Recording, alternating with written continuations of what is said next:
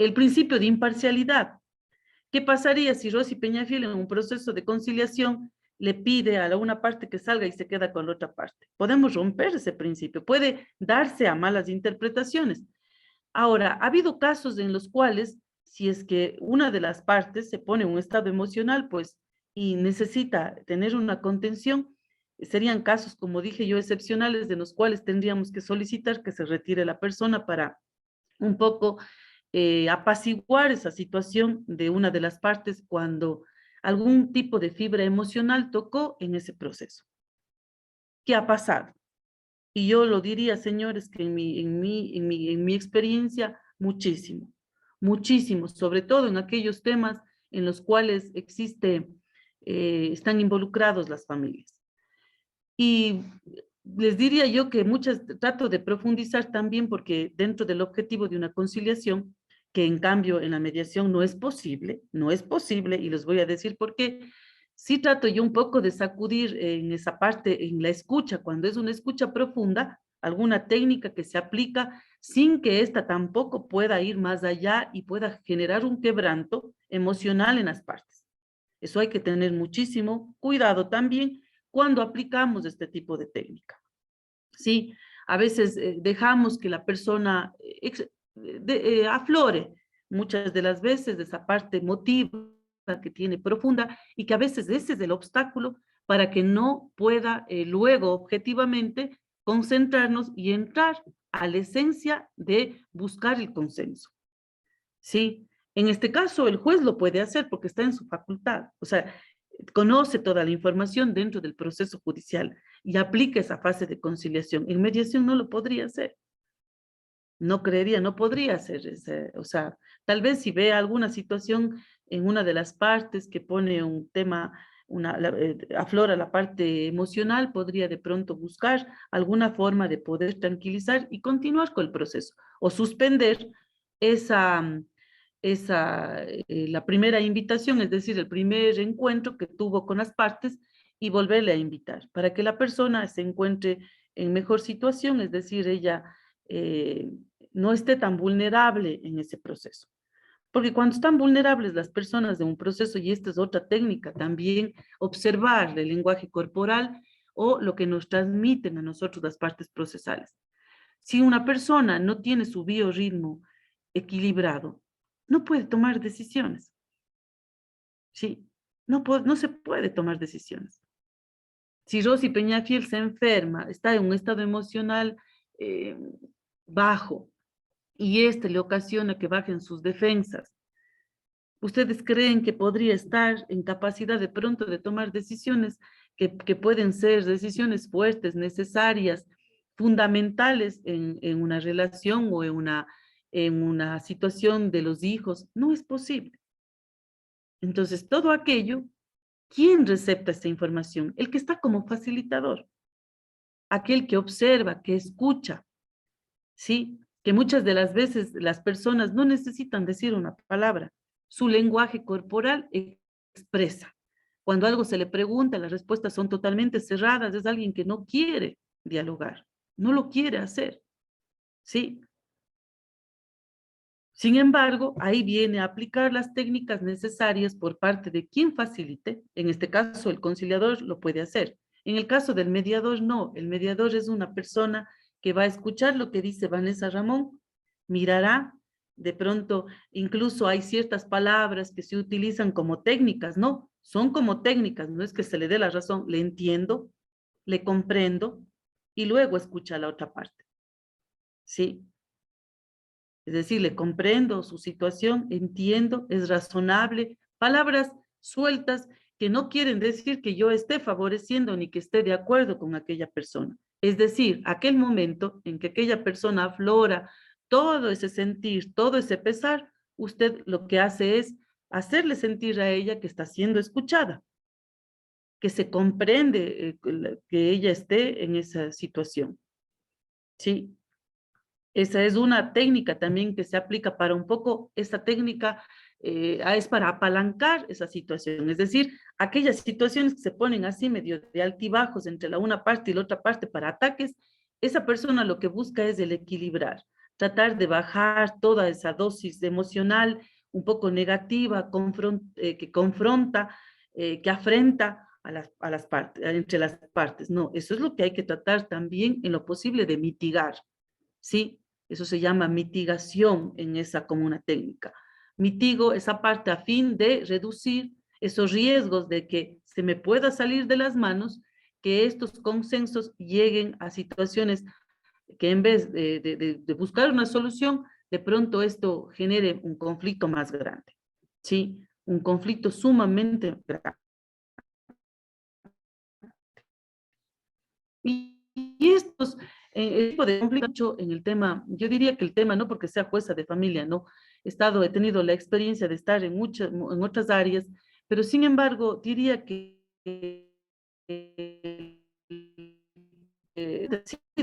inmersos los derechos de los niños, los adolescentes, eh, la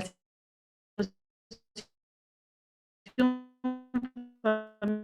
familiar es bastante delicada, que solo de los hechos, ¿no? De los hechos en las demandas que se presentan se puede un poco notar, tanto en la demanda, luego en la contestación, cuando existen esas fricciones. Y ya con esas fricciones que uno puede denotar en esos hechos expuestos, un poco ya cuando se va a la audiencia, pues yo digo ya quien vaya a promover una conciliación o quien quiera aplicar mecanismos alternativos de solución de conflictos va a ver cuál sea el adecuado, ¿sí? Si es que se puede aplicar la conciliación o a más de ello, más bien, necesario derivar a mediación, porque el mediador va a tener la oportunidad y el tiempo, un tiempo mucho más amplio, ¿sí? El lugar, el espacio, las técnicas de él, no va a ser solo una invitación, va a ser 2 o 3 invitaciones que requieran para poder llegar de manera exitosa a un consenso, es decir, las partes son los protagonistas, las partes puedan estructurar, puedan formar ese acuerdo y ese acuerdo sea beneficioso, ¿sí? Esto como un preámbulo, ¿no? Para un poco entender las diferencias que tenemos entre un proceso y el otro proceso. Y como decía yo, una de las ventajas que se tiene con el Código Orgánico General de Procesos es que esa facultad que le permite al juez es buena, es la búsqueda de cuál será la mejor alternativa que podemos aplicar en beneficios justiciables. Sí, habrán muchos casos que ustedes de manera directa, ustedes lleven a sus patrocinados de mediación o al centro de mediación de la función judicial para poder llegar a buscar un acuerdo que sea beneficioso. También les decía en las clases anteriores que también en este caso, recuerden que en tema de derechos sociales, pues esas actas son revisables, son revisables. Tal es así el caso que, por ejemplo, cuando a mí me llega una, no necesariamente de la función judicial, a veces hacen estos acuerdos conciliatorios, dicen acuerdos conciliatorios o extrajudiciales que van a una notaría, yo un poco cuestiono ahí, no puedo a lo mejor pueden tener discrepancias conmigo y son bienvenidas el hecho de interactuar. Cuando van a los notarios, por ejemplo, y dicen que han llegado al acuerdo de que me reconoce Mónica Flores que Andy Jacobo pagó todas sus pensiones alimenticias. Y el notario hace el acta y suscriben y firman. Yo les hago la pregunta a ustedes. ¿El notario qué da fe? De que en realidad Jacobo Andy le pagó ese rato a Mónica Flores los 2,000 o los 3,000 dólares, o él va a dar fe que la firma de Jacobo Andy y de Mónica Flores es idéntica a la que está la cédula, y que ese acto lo están haciendo personas mayores, ecuatorianas, mayores de edad, que no tienen ninguna incapacidad para no hacerlo. Él podrá dar fe y está facultado para decir y garantizar el derecho de los niños. No, sí. Diría yo, hasta me preocuparía mucho más que dentro de los sistemas de protección de derechos humanos, cuando la Convención Interamericana de Derechos Humanos exige a los estados parte como el Ecuador, que el Ecuador tiene que efectivizar todos los mecanismos necesarios para garantizar los derechos a favor de los niños, niñas y adolescentes. Y cuando el único mecanismo que tenemos, el único que ha sido diseñado por un órgano administrativo, en este caso dentro de la función judicial, que es el Consejo de la Judicatura, es el SUPA. Esa es la forma de recaudar. ¿Sí? Claro que dice pagará directo también, sí, pero hay casos. Pero para yo garantizar un proceso que se abre y que de pronto me llegue este tipo de acuerdos transaccionales, yo les pregunto, ¿se puede? Solo les pregunto, porque eso es lo que siempre me confunde a mí, ¿no? ¿Será un acta transaccional que yo pueda transar el tema de alimentos? Es posible.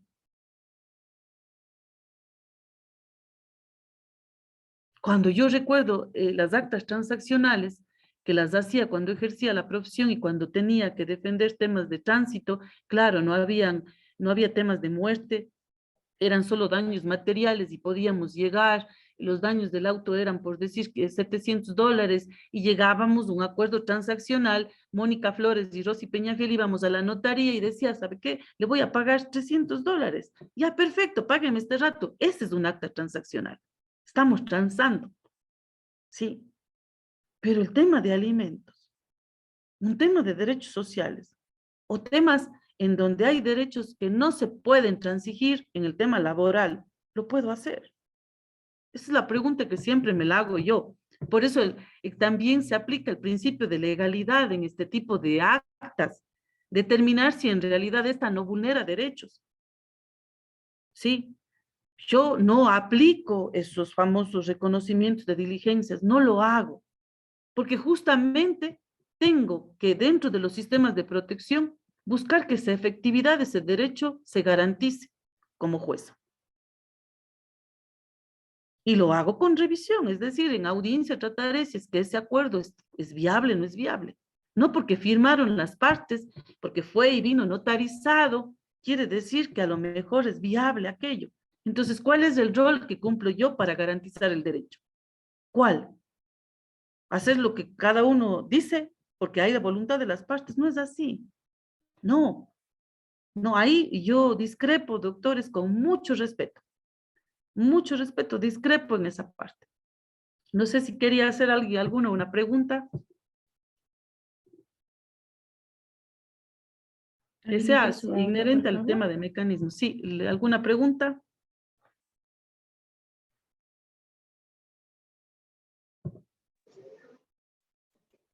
Doctora, buenas tardes. Buenas tardes, doctora. Sí, doctora, yo quería hacer más que una pregunta, un comentario, con todo comedimiento. Yo entiendo su posición de garante frente a los derechos de los menores, pero yo también considero que dentro de una cultura de paz y de solución alternativa a los conflictos, sí es muy viable un acuerdo transaccional realizado ante la notaría. Inclusive ¿Pero en qué considero caso, doctora? ¿Pero en qué caso? ¿Es viable? Yo estoy de acuerdo con usted ahí, pero ¿en qué caso? justamente puntualizando el caso que usted manifestaba del tema de el ejemplo que usted ponía. O sea, yo pienso que... O sea, ¿usted cree que para hablar de una cultura de paz es bueno renunciar a los derechos? ¿Dónde queda el derecho imprescriptible, irrenunciable, intangible, que determina nuestra Constitución y que lo dice la Convención de Derechos Humanos? ¿Dónde queda cuando hablamos de la observación 14 de los niños, la Convención del Niño? ¿Para quién es conveniente cuando hablamos de una cultura de paz? Siempre será conveniente para el que le beneficie. ¿El niño en qué se beneficia en eso, doctora? Solo hagamos hilo conductor para que vayamos entendiendo en dónde se beneficia, o sea, ¿qué le beneficia que alguien diga, sí, me pagó a mí, ¿quién le diré? Jacobo me pagó a mí los $3,000 en mis manos, me dio de manera directa. A ver, o sea, quisiera solo analizar yo en ese aspecto cuál es el beneficio. ¿Cuál? Ya, sí, allá quería ir, ¿no es cierto? Lo que pasa es que desde la posición de garante suya yo la comprendo y respeto la posición esa, pero ya en la praxis, en las personas fuera del juzgado, ¿no es cierto? Con esa autonomía de la voluntad, esa libertad que tienen para poder llegar a acuerdos, yo pienso que sí es viable el que se realice un acuerdo de esta naturaleza y se reconozca de que hubo el pago y todo eso, porque nosotros, a ver, yo afuera en la defensa puedo ver muchas cosas, ¿sí? Tengo la cercanía, el acceso a los usuarios, a los clientes. Entonces, muchas veces, y le digo por experiencia propia, muchas veces sí ha habido hombres y mujeres que llegan a este acuerdo de que se ha pagado, y muchas veces sin que se haya pagado, porque tienen otros acuerdos que benefician. Por ejemplo, el hecho que han vuelto a hacer una convivencia, que se procura un hogar para los niños, el hecho que han pero llegado a doctorita, vamos acuerdos. haciendo, puntualizando. Yo le entiendo todo lo que me dice. Yo quisiera, o sea, vamos, es bueno discutir y debatir estos temas que están inmersos temas de derechos. Para mí, créame que el tema de derechos de niños, niñas y adolescentes es complejo. Y el hecho de decir que reconozca desde un centavo es como perjudicarle un centavo. Ya, ¿en qué parte del código, díganme usted, o sea, vamos buscando, dice que por el hecho de yo reanudar relaciones con Jacobo Andy, y el derecho se desvanece o prescribe, o sea, ¿dónde está eso? Ya me cerraron el micrófono. Ya me cerraron Bueno, el pero micrófono. a lo que yo Ya me me quiero cerraron el referir, micrófono, creo. Ah, ya, sí, sí bueno, me escucha, lo que doctora. yo quiero referirme es que en dónde dice tal cosa, ¿no? Yo le entiendo la Sí, posición cuando ustedes dicen, es que hay otro tipo de acuerdos, no, es que yo les voy a sí. decir algo también, quiero que entiendan, ¿no? ¿Será que, bueno, yo en el caso mío específico, siempre aplico en todas las resoluciones que aplico la perspectiva de género? Yo sí lo hago. Hay una guía en donde dice claramente que el 2018 el Consejo de la Judicatura se aplicó que todas las resoluciones y sentencias debemos aplicar desde una perspectiva de género, darle los enfoques de igualdad siempre de derechos humanos. Ejemplo, si yo tengo un caso en donde mamá insiste que quiere la boleta de apremio en contra de Jacobo Andy y me viene insistiendo y voy a pasar la audiencia y faltando 2 minutos para la audiencia me llega la famosa acta transaccional y dice que todos los 3,000 le pagó. Pregunto, doctora Salazar, a usted, si yo fuera abogada le dijera, vea, Jacobo, como le va a dar a Patricia Salazar los $3,000, vaya y deposite y tráigale y le damos a la señora jueza el depósito. ¿Por qué me tengo que ir a hacer un acta transaccional? O sea, solo Bueno, pensemos hasta dónde se llega, ¿no? sí, Que doctora. si Rosy Peñafiel analiza ese caso, me preocupa a mí que Patricia Salazar estuvo en tal estado de nervios que a lo mejor Jacobo le insinuó algo, le amenazó, le dijo no te voy a pagar o qué sé yo, en qué estado, para que ella suscriba y ella está disponiendo derechos que no le corresponden porque ella representa al niño. Y diga, sí, me recibió. Entonces, ¿qué? Bueno, claro, llega Patricia Salazar a mi audiencia y faltando una horita me dices que me pagó todo. Doctora Patricia, por favor, ¿le pagó cuánto? Le pagó, sí, me dio en efectivo este rato. Así saben poner en los escritos, al ton y al son, así ponen los escritos. Tonante y sonante, ¿cómo saben decir? Tonante y sonante, creo, así. Constante. Recibí los 3,500. Entonces, cuando llegan a la audiencia les digo, perfecto, porque yo debo garantizar el derecho de ellos. Ahí no cabe transacción. Ahí no es un acuerdo conciliatorio, ni tampoco puedo derivar a mediación una audiencia de ejecución. No podría solo plantearse una fórmula de pago y ver si es que es posible, ¿no es cierto? No hay que confundir que esas no son para llegar a acuerdos, esos no son acuerdos, es plantear una fórmula de pago. Y le digo, doctora Patricia, le ha dado los 3,500, perfecto. ¿Sabe qué? Los 3,500 deposita en el código SUPA. Es que nunca me dio la plata. Es que solo firmé, es que por el interés superior del niño, para estar bien a buenas, porque es el padre de mis hijos, ya quiero que este problema se termine. Discúlpenme, doctores. Es que así pasa en la vida real. Así como ustedes tienen esos casos en la vida real, a mí me suceden barbaridades también. A mí me suceden que resulta que hasta ni las firmas son para reconocer. Ya no vienen a reconocer la firma. Nunca han recibido el dinero. Después vienen y dicen que nunca ha habido dinero alguno, que han estado bajo un estado de emocional y que han ido y han firmado en las notarías. Doctores, entonces por eso, cuando llegan esas famosas actas transaccionales, entonces, ¿qué tiene que hacer el juez en este caso? Tiene que verificar que aquella acta transaccional no menoscabe el derecho, no vulnere derechos. No quiere decir porque existe la voluntad y yo estoy de acuerdo, entonces es viable. El principio de voluntariedad es fundamental en los mecanismos alternativos de solución de conflictos. Pero habrán temas, habrán derechos que no se pueden transigir, señores. No puedo transar. Yo no puedo porque son imprescriptibles, son irrenunciables. Esos derechos no se pueden transigir. Puedo plantear, distinto es que venga la doctora Patricia Salazar y Jacobo y digan, he ido a la notaría y de los $3,000 que debo, voy a pagar de aquí $200 de este mes y el resto voy a pagar cuotas más de esto. Si viene así, eso es distinto, ¿sí? Si viene así, verificamos que sea así, pues se revisa, o si van y viene un acta de mediación también, que me llega a mí y me dicen que han llegado a ese acuerdo porque está debiendo, perfecto, se verifica el acta de mediación, se revisa y se manda y se remite a pagaduría. ¿Sí ven? Soluciones siempre las van a ver. ¿Cuándo es cuestionable? Cuando estas estén, por eso yo digo, aplicaré siempre los enfoques de igualdad desde una perspectiva de género, porque son temas familiares. Siempre podrá existir algún tipo de relación de poder. Si no firmas, no pago la pensión. O si no pagas la pensión, no te dejo ver al niño. No permito las visitas. Entonces, pensemos que por eso les decía que es una materia bastante compleja. Pero también tenemos que ver que dentro de esta materia compleja, el 95% de procesos son transigibles. Es decir, se pueden llegar a acuerdos, podemos derivar a mediación, se puede tratar el tema dentro del mismo proceso. O sea, las alternativas las hay.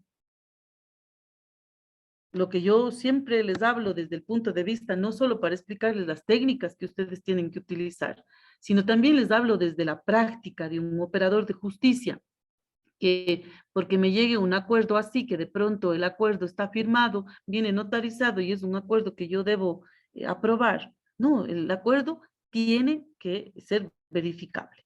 Por eso es muy discutido, ¿no? En algunas veces yo, cuando he tenido la oportunidad de compartir, por ejemplo, con Costa Rica, decían compañeros jueces de ahí y otros de Guatemala, no, es que se tiene que aplicar el principio de legalidad. Hay que verificar que esa acta cumpla esos requisitos. Y yo considero también, estoy en la línea de que tiene que ser así. Si no, suscribiríamos todo, pues, todo lo que sea conveniente, porque las partes quieren así. Sí, a lo mejor en materia civil a lo mejor es posible. Sí, cuando hablamos de me sacan una liquidación que debo al banco, ejemplo, pongamos las famosas deudas que se tenía con los bancos cerrados, no sé si se recuerdan. En ese entonces fui yo abogada, no estaba todavía en la función judicial y traté mucho el tema de la novación de créditos que eran con el sector transportista, quienes habían adquirido deudas en dólares antes de que la dolarización se suba el dólar a 25,000 sucres, no sé si recuerdan, y aquellas unidades que muchas empresas compraron en dólares cuando el dólar costaba 5,000 sucres, hasta 10,000, pero llegó un momento en la época de Yamil Maguad que el dólar se disparató a 25,000, entonces aquellas deudas, de pronto aquellos que se habían endeudado en sucres, las deudas llegaron a representar nada, 2, 3, máximo $5. Pero aquellos transportistas que adquirieron sus obligaciones en la banca ecuatoriana en dólares, esas deudas se volvieron impagables, es decir, llegaban a ser $500,000. Imagínense una deuda así, con unidades de transporte que ya su vida útil terminaba y que ya no rendía, o sea, tenían más gastos en la mantención del vehículo, en sus reparaciones, mantenimientos, gasolina, los ingresos eran menores que lo que ellos les permitía pagar su obligación. Y muchas de esas deudas fueron castigadas. Pero esas deudas castigadas no quiere decir que ya no deben pagar. Así, muchas de las veces, cuando ignoramos los temas en banco, pensamos que el tema de mandar a una deuda castigada, usted ya se olvida de la deuda. Otra cosa es la condonación de las deudas, ¿sí? Y que lo hacen. Entonces, Muchos confundieron que ya como está castigada esa deuda nunca van a pagar y no, pasó el tiempo y aquellas deudas que algunos quedaron de 30,000, 40,000, significó que ya estaban en intereses si los demora, llegaban a más de 150 o 180,000 dólares. Entonces, ahí sí, yo podría llegar a transacciones. En esas, en muchos de los casos, llegamos a negociar esta obligación, no pagar los intereses de mora y sí el capital, ¿sí? O llegar a acuerdos. Vean, eso es distinto. Esa es una obligación distinta, es una obligación diferente, pero no la de alimentos, pues. La de alimentos no. ¿Qué puede pasar en una obligación que debemos a la banca? Llega hasta deuda castigada, se queda ahí en la deuda castigada por años, sigue generando intereses. ¿Ustedes creen que no? Quieren hacer un crédito, no lo pueden hacer en el banco mientras no paguen esa deuda castigada, mientras no se actualice la central de riesgos. Eso demora muchos años hasta desvanecer ese historial para ustedes poder ser sujetos de crédito en la banca. Esas son las repercusiones que tiene. Luego acuérdense que vino también, salió esta ley de remisión, no sé si se acuerdan, aquellas obligaciones que mantenían en tal tiempo, podían ustedes aplicar el 50%, ¿se acuerdan? O un porcentaje, que también salió con las instituciones públicas, entre esas el Banco del Pacífico fue uno de ellos que como mientras era del Estado podía aplicarse esta ley de remisión y que muchos se pudieron beneficiar. Entonces, ahí, ¿por qué? Porque ahí hablaba de una condonación, es decir, se condonaba los intereses de mora. Entonces, solo pagaban el capital. Así fue esa ley de remisión de lo que recuerdo. Si ven, ahí se condonaba. Esas obligaciones que estaban castigadas por muchos años, aplicando esta ley de remisión, se condonaba y usted podía pagar el capital. Incluso podía negociar usted ahí con ellos. Muchos ahí, por ejemplo, se aplicó las actas transaccionales porque si es que se hace algo directamente con el banco, ¿sí? Entonces no hay que confundir que hay ciertas obligaciones, hay derechos que no se pueden transigir. Eso es lo que dice la Constitución, no lo digo yo. La Constitución que dice, se podrá aplicar medios alternativos de solución de conflictos en lo que se puede transigir. Por eso yo cuando hablo de los derechos de alimentos, pregunto yo, ¿el derecho de alimentos es transigible? Sí, eso no es transigible. Ven que es de discutir, ¿no? Claro, unos dirán, no, es transigible ese derecho cuando es un derecho imprescriptible, intangible. Los derechos del trabajador serán transigibles, a lo mejor las horas extras sí, pero los otros no. Entonces, hay que un poco denotar. ¿Qué más es transigible? ¿Qué otro derecho nosotros no podemos llegar a mediar? ¿Qué otro? Ni conciliar, ni mediación. Todo lo que tenga que ver con el tema de violencia intrafamiliar. No es posible, norma expresa. No podemos nosotros hacerlo. Sin embargo, otros países buscan de una reparación familiar. Yo les puse el ejemplo de Costa Rica, que ellos habían mediado algún tema de violencia intrafamiliar y no tuvieron una buena experiencia con aquella persona en donde hicieron el encuentro, el acuerdo en cuanto a los bienes, ya habían temas y tintes de violencia intrafamiliar. Sin embargo, aceptó todo, pero este señor al fin de semana entró a la casa, perpetuó y mató a la señora. Sí. Entonces, hay temas que no se pueden transigir. En Ecuador no lo podemos hacer con materia intrafamiliar. Sí, porque ahí está de por medio la integridad física, la vida de las personas. Su integridad. Eso no es transigible. Sí. Y claro, habrán en otros países que van cambiando las temáticas, ¿no? Por ejemplo, vean, algo que me llamó a mí la atención, ¿no? Muy discutido también, doctores, cuando siempre hablamos del tema de la dignidad humana. Sí, todos ustedes coincidirán, yo igual coincidía siempre, ¿no? Pero sin embargo, cuando hablamos del tema de derechos humanos, va mucho más allá de lo que ustedes imaginan, ¿no? Cuando hablamos entre el bien protegido, el bien jurídico protegido, que es la vida de una persona, todo. Eso habla también de la dignidad humana. Pero me llamaba a mí la atención las discusiones que tenían en otros países cuando hablamos de la muerte, el derecho a la muerte. O sea, algo tan contradictorio, ¿no? Que decía, a ver, yo protejo la vida y ¿por qué tengo que yo, en cambio, también hablar que la dignidad humana también encierra la decisión de lo que Rosy Peñafiel quiere hacer? Sí, es digno que ella muera, que su muerte, como lo que pasó en Colombia, sí, recuerden, bastante sonado, cuando yo digo que hay derechos que no se pueden transigir, pero sin embargo también cuando hablamos de la voluntad de las partes, como dice la doctora, pero es que es la voluntad de las partes.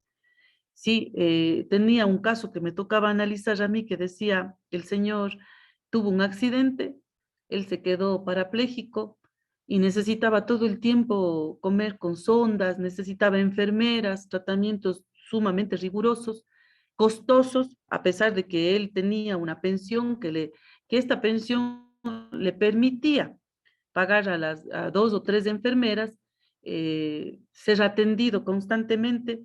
Él quería que se aplique la eutanasia y no, y fue sometido a un tribunal que se analizó y el argumento, fíjense que el argumento hablaba también de la dignidad del ser humano.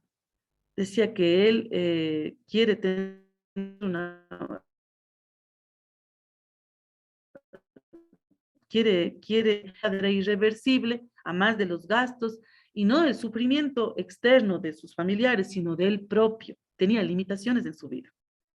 Argumentos, créame que cuando uno analiza, se pone a pensar, no, la mente vuela y dice, Dios mío, o sea, yo puedo argumentar que así como protejo la vida, también puedo decir que dentro de la dignidad humana es tener una muerte digna, ¿sí? O sea, difícil tomar. Yo en este tipo de análisis que me tocó hacer en un trabajo de derechos humanos, di mis puntos de vista. Totalmente en contra, ¿no? A veces son opiniones que pueden ser contrarias a lo que otros juristas, otros compañeros lo den, pero claro, analizando todo desde la perspectiva del enfoque de derechos humanos, decía que no es tan fácil tomar una decisión porque tienen que estar totalmente justificado aquellos argumentos para aplicar la eutanasia. Que si la enfermedad es irreversible, es decir, de aquí a unos 5 años es posible que esa persona mejore su estado de salud, un equipo de médicos especializados en el problema de salud que tiene la persona. Pero vea ese choque de esos derechos cuando hablamos de los derechos que son intransigibles, ¿sí? Sin embargo, con decirles que hasta en Europa, no, eso sucede ahí, ya inclusive se discute mucho el hecho de que se puede dejar en testamento la voluntad de qué es lo que va a pasar con mi vida. Si yo quiero que de mi enfermedad, yo me pongo mal y mi enfermedad me pone en un estado mal, yo estoy dando ya mi disposición de que no me pongan máquinas, no me pongan nada, simplemente hasta ahí llego. Es permitido. Porque también hacen referencia a que es digno, es parte de la dignidad humana, ¿sí? Que yo no tenga más dolor, no siga sometida a tantos tratamientos, no extienda el dolor o la parte emocional a mi familia. O sea, discutido, doctores, discutido, un tema bien difícil y complejo. Yo diría así como el de familia, bastante discutido. No sé si quieren hacer alguna pregunta, doctores, les escucho. Sí, doctora, habilitamos el audio del señor Gregory Morales. Gracias, doctoras, presentes todos. Qué mala noticia, ¿no? Les escucho, doctor. Yo de mi parte agradecerle realmente sus enseñanzas, sus palabras muy sabias y la experiencia, eso no es casualidad. Pero sí quisiera que me ayude en la parte que se estaba tratando de los derechos de los niños y niñas. Si bien es cierto, la postura como garantista es el que se protejan los derechos de los niños, pero cuando usted le dijo a la señora o le toca decirle la plata que recibió deposite, ella dice, no, nunca me dio. Pero también hay casos en que sí hay el dinero, sí se lo deposita o sí lo recibe, sea directamente o depositándole a la cuenta. Pero ¿cómo usted sabe o cómo usted logra constatar de que en este caso la actora o la representante sí está haciendo uso correcto de los derechos de los niños? O sea, si ese dinero está realmente siendo bien utilizado, porque ahí también hay un debate que se hace con el dinero, ¿realmente lo están utilizando bien? Esa es mi consulta, doctor. Ve que son difíciles los temas, ¿no? Y son buenas preguntas, ¿no? Bueno, usted me dirá cómo me doy cuenta por la expresión corporal, pues, doctores. Los nervios, las preguntas, las expresiones dicen todo. O sea, el escrito, es que me ha pasado casos como cuáles, por ejemplo, para ser más precisa. En el caso específico mío, en el tema de, por ejemplo, yo de última ratio no me gusta aplicar las boletas de apremio. Siempre hay que respetar la norma procesal, los derechos humanos que no solo tienen todas las personas. Sí, y el tema de restringir, el tema de la libertad a los alimentantes también va en contra de los derechos humanos. Por eso esa sentencia 12 del 2017 no solo que reforma un artículo al 137 del Código Orgánico General de Procesos, sino también el análisis hace referencia a los enfoques que debemos aplicar cuando se debe, cuando es oportuno las boletas de apremio, cuando se restringe la movilidad humana. ¿Y qué es lo que se debería aplicar en estos casos? Porque son aquellas personas que por su condición vulnerable, algún padre de familia de 65 años tiene una enfermedad catastrófica, tiene una discapacidad, se quedó sin trabajo, porque así es la sociedad, doctores y doctoras.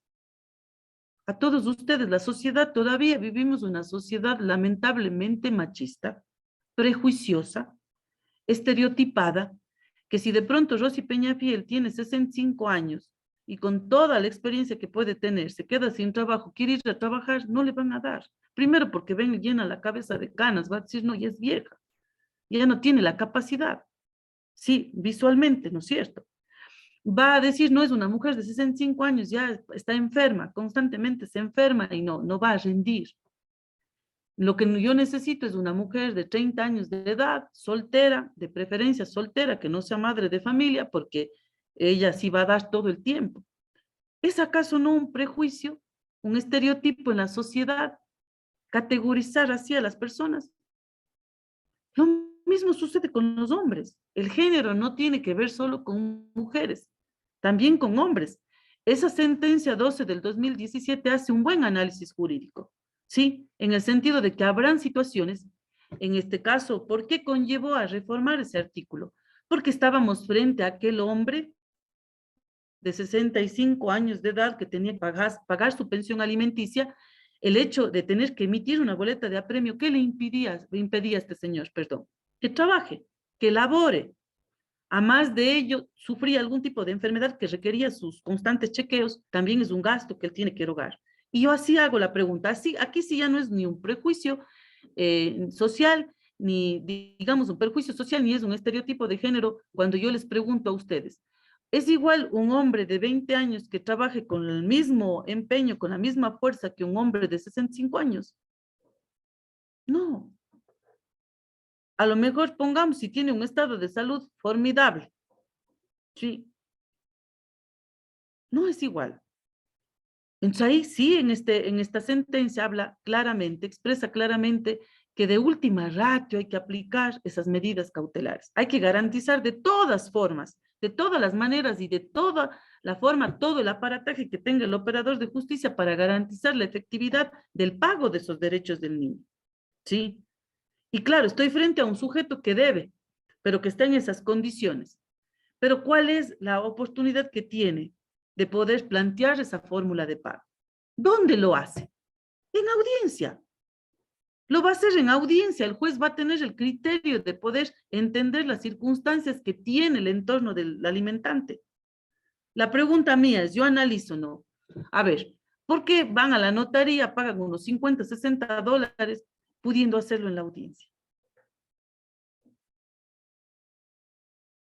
Hay casos, como usted dice, que le pagan directamente, porque también hay limitantes y hay quejas, ¿no? Que yo a veces veo cuando dicen el SUPA, por favor, cuando deposite el consejo y nos transfiere el dinero a las madres que necesitamos ya el dinero del código SUPA, ¿cierto es?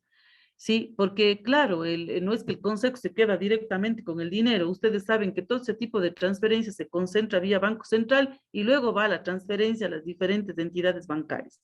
Muchas madres de familia que representan a los derechohabientes tienen directamente en bancos, que de pronto el enlace es directo. Otros tienen en cooperativas bastante conocidas, otras que son locales. Cuando son locales, entendamos que el tipo de transferencia no puede durar 24 horas, a lo mejor dura 48 horas o 72 horas, dependiendo muchas de las veces el lugar o la cooperativa o la institución bancaria que tenemos. Sí, porque hay instituciones bancarias, por ejemplo, de la que recuerdo, Rumiñahui, no es a nivel nacional. Existe en algunos puntos. El Banco de Loja no es a nivel nacional. Las Lleves a nivel nacional, puede ser. Pero hay otro tipo de cooperativas que son únicas y exclusivamente locales. ¿Sí? Esa forma de recaudo a través del código SUPA es un mecanismo de efectividad, la única que yo tengo. Y cuando ustedes me dicen, sí, pero es que sí está pagando, es una manera, sí lo hacen. Sí, pero cuando vamos a garantizar los derechos humanos, cuando hablamos de los sistemas de protección, de efectividad, mecanismos de efectividad para garantizar, para determinar si el Ecuador como Estado parte tiene dentro de sus mecanismos, son efectivos y midamos el nivel de cumplimiento, el único mecanismo de recaudo es el SUPA. ¿Sí? Entonces, cuando yo les digo que aplico desde una perspectiva de género todas mis actuaciones judiciales, yo enfoco los derechos humanos. Porque dentro del tema de los derechos humanos está en el tema de derechos de niños, niñas y adolescentes. No quiero decir que todos los casos no quieran pagar, no. Pero tenemos que, cuando estamos en el rol de jueces, ese es nuestro rol que nos obliga a tener que nosotros garantizar, ese es nuestro rol verdadero y auténtico, garantizar el derecho de ellos, de esos niños.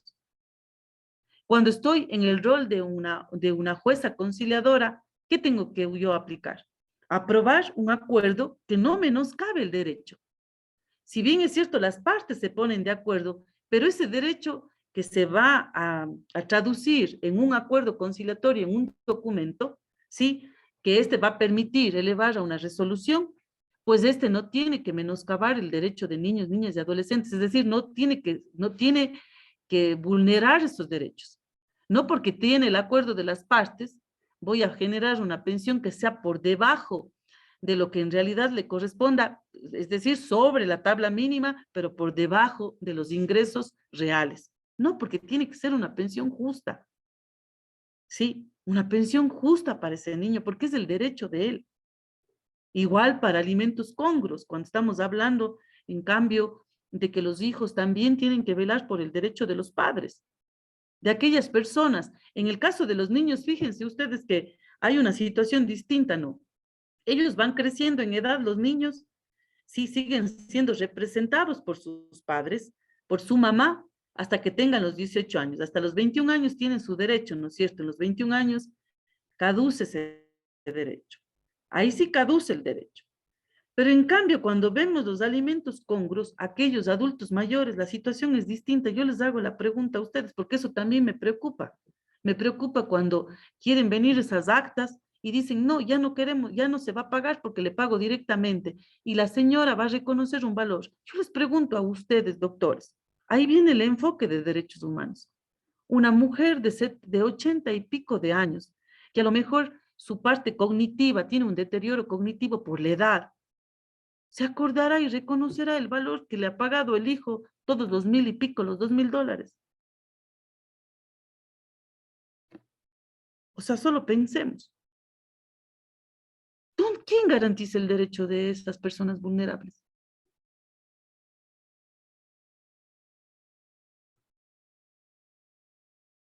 En el caso del niño, él crece, él está en un auge para poder seguir estudiando, conseguir un trabajo, pero un adulto mayor, cada año que va, su deterioro cognitivo ya no tiene la capacidad de él desenvolverse solo, de un trabajo, de atenderse. y de pronto sus alimentos, ¿cómo se garantiza la efectividad de que se cumpla por parte de los hijos o del hijo o de la persona que tenga que pasar alimentos congruos a favor de este adulto mayor? Distinto que se ponga de acuerdo, el acuerdo que puede venir de la doctora Salazar, que diga, doctora Patricia, viene y que sí, que él va a cubrir todos los gastos, va a vivir en la casa con ella, va a cubrir todos los gastos, perfecto, está bien. Es que ese sí es un acuerdo, va a vivir con ella, va ella a asumir todos los gastos, va a velar por la salud de esa persona. Va a velar, y cuando no se cumpla ese derecho, pues para eso viene la ejecución. Pero yo digo, un adulto mayor, una persona que no puede desenvolverse, que a lo mejor pasa postrado, que ya no entiende lo que les dicen. O sea, ¿dónde queda el humanismo, doctores? Y el derecho es también eso. Por eso se aplican los enfoques. Por eso yo les decía, los casos concretos, yo personalmente, siempre trato de buscar siempre los enfoques de igualdad, desde una perspectiva de género, en los casos en donde obviamente amerita. ¿Sí? La guía dice claramente que los jueces deberán aplicar no solo en los casos de violencia de género, no, sino en todos los otros casos donde estén inmersos, donde se vulneren derechos, y no solo a petición de parte, sino también de oficio. Eso dice la guía, una guía que toma también las recomendaciones de los comités de derechos de niños, el comité de toda forma de erradicación y prevención en cuanto a actos discriminatorios en contra de las mujeres, en contra de niños, también lo toma, de lo que dice la Cumbre Iberoamericana de Derechos Humanos, que aplicó un protocolo, sacaron un protocolo para aplicar sentencias desde una perspectiva de género. Ecuador lo ha ido también implementando, y así se lo hizo en el 8 de marzo del 2018. Tenemos esa herramienta para poder aplicar. Y yo iría mucho más allá, señores, que no solo lo debemos aplicar los operadores de justicia, fiscales, defensoría pública, también los abogados, porque ustedes son los que tienen los hechos. Ustedes también tienen las circunstancias, conocen aquellas circunstancias que rodean a sus patrocinados. ¿Qué es lo que pasa con ellos? Ustedes son el primer contacto. ¿Qué serían los operadores de justicia si no escucharan las teorías de ustedes y no tomáramos tanto énfasis cuando ustedes relatan aquellos hechos? Algunos hechos terribles, otros hechos que nos sacuden, otros hechos que tenemos que actuar inmediatamente. ¿Sí?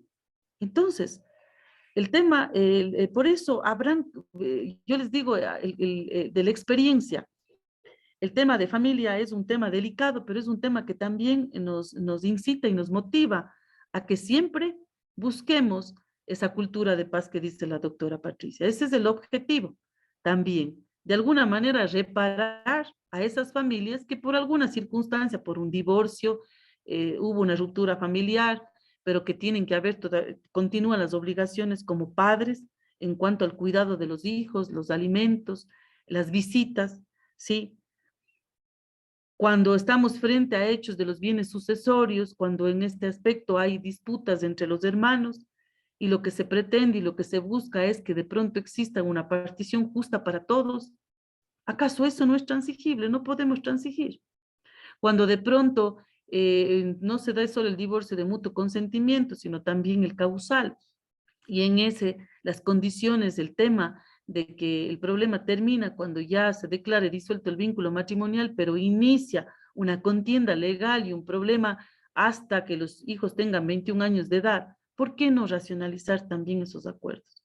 Sean a través del mismo proceso judicial, o sea, también a través de la derivación del centro de mediación, o directamente ustedes son parte fundamental de sus patrocinados, de llegar, de invitar a las partes, a la parte contraria. No se pierde nada, doctores.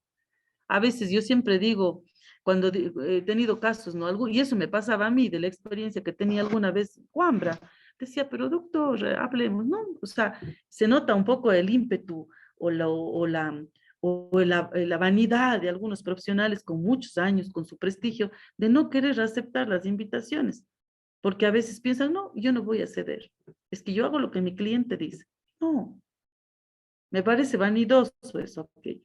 Cuando uno tiene que entender que entre profesionales también tiene que generarse y romper aquellos patrones que a veces son obstáculos para poder de alguna manera coadyuvar con la función judicial, para que aquel justiciable tenga no solo una respuesta por parte de un operador de justicia, porque ustedes son parte fundamental de la función judicial. Sin abogados, no hay. Es parte de la función judicial. Todos ustedes como abogados. Ustedes son el primer puntal para poder enlazar a la función judicial, para que tengan una sentencia justa, para que sean atendidos sus patrocinados, o sea a través de los centros de mediación, de la propia función judicial, otros centros de mediación adscritos a la función judicial, a través del propio proceso. Son ustedes también cumplen un rol importantísimo en una cultura de paz. Romper el hecho de que la litigación es solo ir a una audiencia judicial y mantenerse y que me den la razón y que yo sea el que tenga. No, porque parte también de las técnicas de litigación oral también es esta. Utilizar aquellas técnicas en las que están inmersos los mecanismos alternativos de solución de conflictos. Fíjense ustedes que en China, alguna vez les leía un libro de cómo ellos hacían entender a los abogados que el mejor abogado no es aquel que le da procesos judiciales a su cliente, es aquel que no le da, no le lleva a esa instancia. Y se promueve mucho el tema de la cultura de paz, estos mecanismos alternativos. Argentina también fue un país que también de alguna forma promovió constantemente el tema de la mediación, mecanismos alternativos de solución de conflictos. Ecuador también tuvo sus inicios también cuando se instauró los juzgados corporativos, entró en rigor el Código de Trabajo y audiencias ya únicas en cuanto a la oralidad. El tema de niñez en familia también fue pionero en tratar los temas de orales, audiencias únicas de conciliación, siempre poniendo al tema de la conciliación primero. Sí, la oralidad, la importancia de la oralidad, la importancia que tiene el hecho de que estén las partes presentes. Sí, tiene un objetivo. No es que es porque a la norma lo diga, es necesario que estén presentes, porque se tratan temas que les atañe a una familia. Un tema bastante difícil, complejo. Sí, llegar a los acuerdos no es simple, yo sé que no es simple. Pero sin embargo, nos motiva a que día a día continuemos en la lucha de buscar siempre esos consensos. Sí, yo siempre les digo y les manifiesto que los únicos, cuando ya el conflicto ha tiene una escala muy alta, ya no es posible, ni siquiera con todas las técnicas que sepamos y que con la praxis nos ayudan, nos coadyuva en el ejercicio diario, sean a los mediadores, o a los jueces conciliadores, o a los jueces, a los operadores de justicia, cuando está escalada, niveles muy elevados, en donde ya llegan a superar el tema emocional, ni con todas las técnicas va a ser posible llegar a consensos, sea para fijar una pensión alimenticia, sea para llegar a regular las visitas, para poder compartir un tiempo el hijo con papá, con mamá y fortalecer esos lazos parento-filial o con mamá o con su familia ampliada, o sea también para poder hablar y decir que se va a aprobar un juicio de inventarios en el cual de pronto el único bien partible es una casa que tiene deterioros, que nos ocasiona daños y que no estamos en condiciones, algunos de los hermanos, de seguir afrontando, y que la única alternativa de pronto es aprobar ese inventario y buscar una partición, ver si es que todos vendemos y de esa venta se divide en partes iguales. O sea, si es que todo se puede hacer, pero cuando esa parte emocional ya ha escalado a un nivel elevado, no hay cómo hacerlo. Y eso se puede notar en las audiencias. Podemos notar a los abogados.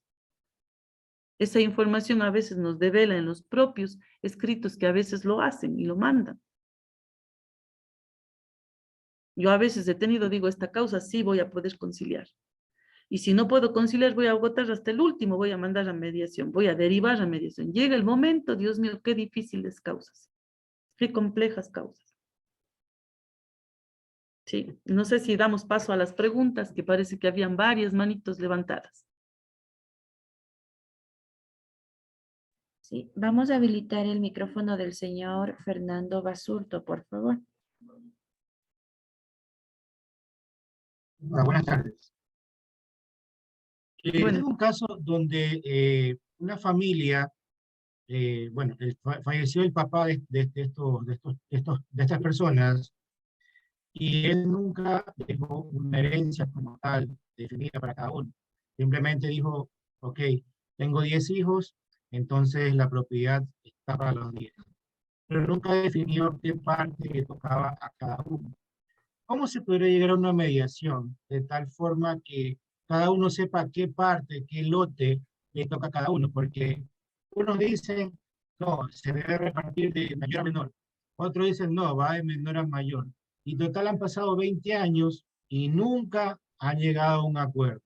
Y cada vez que alguien por ahí va a cortar un árbol, me cortaste un árbol, yo no sé, dice, pero yo tengo 10 árboles, cogete 10 árboles, yo quiero ese árbol y es el mismo árbol.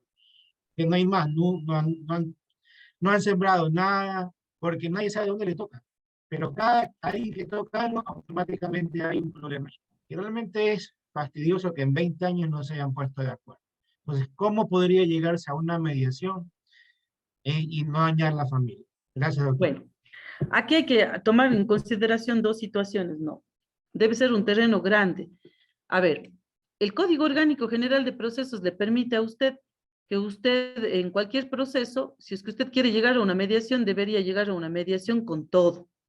¿Sí? ¿Qué quiero decir con todo? Es decir, el mediador no le va a, o sea, el mediador no va a hacer qué hacer. No, el mediador les va a escuchar qué es lo que ustedes quieren hacer. ¿Sí? Esa es la diferencia con el conciliador que yo les decía. El mediador va a escuchar las propuestas que hacen y los acuerdos que llegan todas las partes. Pero para llegar a esa mediación, en el caso concreto suyo, usted tiene que llegar con todo listo. ¿Qué es, por ejemplo? El COGEB le permite lo que antes el Código de Procedimiento Civil no le permitía. Usted puede, del listado de los peritos que tiene, que avalúan terrenos, sí, los peritos e ingenieros civiles o arquitectos, los que estén acreditados como peritos, usted escoge del Consejo de la Judicatura, primero se ponen de acuerdo todos, ¿no? Y hace el peritaje de toda ese cuerpo de terreno, que es del papá que dejó, es un bien sucesorio, ¿no es cierto? Con ese peritaje usted puede ir para poder, primero, aprobar que ese es el único bien o si hay otros bienes, ¿sí? O si de ese bien ya con el perito puesto de acuerdo todos dicen, a ver, este mide, pongamos un ejemplo, me invento, 2.000 metros cuadrados y son 4 hermanos, ¿sí? Y de los 2.000 metros cuadrados nos vamos a dividir en partes iguales. Ya no está mamá, no hay cónyuge sobreviviente, solo los hermanos. Y esas partes iguales nos vamos a dividir. ¿Qué sé yo? A mí se me ocurre, ¿no? Si yo tuviera el caso, pues claro, agotaría como abogada y nos ponemos de acuerdo, hacemos el sorteo, a quién le toca el pedazo 1, el pedazo 2, el pedazo 3, el pedazo 4. Y dividimos. Pero eso a veces genera un conflicto porque el uno no quiere el pedazo de acá, el de la derecha, él quiere el de la izquierda, él quiere el de acá, o siempre puede ser muy vulnerable llegar a esos consensos. Puede ser. Pero aquí también es fundamental usted, la dirección suya, porque es usted quien les orienta qué hacer. ¿Sí? Con ese informe pericial es mucho más fácil saber cuánto mide, qué cabida tiene ese terreno. Porque ¿qué pasaría si no llegaran a acuerdos? Vean lo importante de ese peritaje, porque después pueden ir a un juicio de inventario para aprobar el enlistamiento de ese bien. Sí, puede haber oposición de uno de ellos, porque a veces así lo confunden. Yo a veces siempre digo que en el inventario, ¿por qué se oponen? Solo que se opongan cuando quieran excluir ese bien, que es el único bien objeto de esa pericia, ¿no? Es decir, de un bien sucesorio. Se oponen para decir que no mide 300 metros, que no tenía el árbol de manzana, sino el árbol de pera, por decir un ejemplo. No. O sea, ¿cuándo existe en realidad la oposición? ¿Cuándo debería existir la oposición? Recuerden que esto es un enlistamiento de los bienes. Pero ¿cuándo ya va a ser el objeto? ¿Cuándo va a haber ya de pronto esa controversia? En la partición. ¿Sí? Pero también en la partición puede no haber problema. Porque si así lo hacen, como yo le explico, si es que fuese así el caso, los 4 hermanos se dividen y en la partición dicen, bueno, nos vamos a dividir cada pedazo igual, cada uno, claro, tenemos que tener claro que necesitamos ese documento, ese informe del Consejo Cantonal que determine que es un bien partible, o sea, se lo puede partir, haya un informe favorable y no haya inconveniente alguno. Pero también ha habido particiones extrajudiciales, que también se han puesto de acuerdo cada uno. Ejemplo, en este mismo caso, usted dice, son varios hermanos, se ponen de acuerdo con el informe pericial, es necesario para que, yo digo es necesario porque esto va a valorar cuánto cuesta ese cuerpo de terreno. Y se hagan divisiones por igual, que de pronto ese levantamiento planimétrico o ese informe que haga este profesional determine si a los contornos no existen servidumbres, no existen afectaciones, no va a pasar por ahí una calle. O sea, todo eso es necesario. ¿Por qué? Porque al momento de dividirse van a salir estas situaciones, ¿sí? O sea, hacerlo así nada más, porque digo, a ver, son 20 hectáreas que tengo, cada uno toma esto y ahí ya está, así no se puede llevar un acuerdo. Si usted quiere ir al centro de mediación, usted tiene que ir con el informe pericial, tiene que ir en mano ese informe, ¿sí? Ahí, si va a mediación, entonces usted las partes pueden decir, estamos de acuerdo, de este es el terreno, de acuerdo a las escrituras, de este es el levantamiento planimétrico o el levantamiento topográfico, y dice que tenemos 10 hectáreas, de las cuales lamentablemente por aquí va a salir un carretero, a futuro, esta es una zona de núcleo urbano, mañana de núcleo semiurbano, mañana va a pasar una carretera por ahí, no vamos a disponer de aquello, el Estado nos puede expropiar, y por lo tanto tenemos que tomar en consideración el levantamiento de información que tenemos en base a qué, a las coordenadas, los papeles, las escrituras, toda la información que sea necesaria. Y la ventaja es que el perito va a cotejar esa información con el municipio, con la registraduría de la propiedad, va a cotejar esa información. Con todo eso, con todos esos elementos, usted invita a las partes para que se apruebe el inventario, y si es que también aprobado el inventario deciden ya partirse, pues entonces ahí habrá que tratar algún acuerdo, qué sé yo, el acuerdo que determine y diga, bueno, vamos a iniciar en un plazo de 30, 60 días el trámite que significa con el municipio para determinar si no tenemos ningún tipo de afectación, si lo podemos hacer, el bien es partible, en qué zona está, y ponernos de acuerdo. Es el primer encuentro, fíjense, por eso les decía que la ventaja de ir a un centro de mediación es que no lo hacen todo de uno, sino lo van armando el acuerdo, dependiendo del caso. El caso que hace referencia el abogado, el doctor Fernando Basurto, es mucho más complejo porque a lo mejor estamos frente a varios demandados, es decir, varios herederos, y no todos estén de acuerdo, pueden ser más de 4, más de 5. También hay esa mediación en grupo, que yo les hablaba, no sé si al inicio de las primeras clases les decía, que es mucho más compleja. Por ejemplo, ahí cuando son varias personas, son más integrantes, no estamos hablando solo de dos es mucho más viable manejar por parte del mediador ese proceso. Pero en este caso, pongamos que son varios actores, son 2 actores. El uno está de acuerdo, a lo mejor en partir como dice, como explica el abogado Basurto, o a lo mejor el otro actor dice no, vendamos más bien todo y nos dividimos. A lo mejor el otro actor dice no, más bien dividámonos en partes iguales. ¿Sí? Y en cambio, de los otros hermanos pueden decir, no, yo no estoy de acuerdo, yo no quiero. Eso mantengamos, dejemos esto a que se administre por parte de alguien, pongámosle a producir y de lo que produzca nos dividimos en lo que genere. Alguien puede tener una idea así. Si ven, todos tienen ideas distintas que aportar, todos los hermanos, tanto aquellos que invitaron a dialogar a los otros hermanos a un proceso de mediación, y de pronto de ahí van saliendo ideas. Esa es otra técnica que también aplica tanto el conciliador como también el mediador. El mediador escucha las lluvias de ideas, y va tomando nota. El conciliador va receptando, y de pronto de aquellas busca un término medio entre una propuesta y la otra, un equilibrio. El mediador no puede hacer eso. El mediador va a escuchar todo lo que cada uno de ustedes lo haga para poder llegar a concretar y cerrar ese proceso. ¿Sí? Es decir, una segunda invitación, poder hablar ya sobre la partición, tener ya los documentos necesarios, qué otro documento requiere, ¿Qué plazos? Vea la importancia de cada caso, porque a lo mejor en un 15 días no se resuelve saber la información que necesita del municipio sobre ese bien, sobre ese terreno, sobre ese bien inmueble, si está en una zona rural, una zona urbana, si por ahí no va a pasar un carretero, si ese bien es partible, si necesita autorización, necesita la aprobación del Consejo Cantonal de tal lugar. Entonces, entonces fíjense que va a requerir de pronto más tiempo y entre los acuerdos no solo es de hecho qué es lo que vamos a hacer, sino en qué tiempo vamos a realizar aquel acuerdo.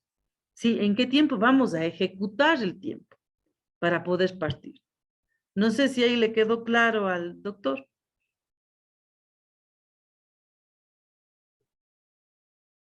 Ya no tiene el micrófono, creo. No sé si le quedó claro, alza la manito para decirnos que estaba claro, para escuchar al resto.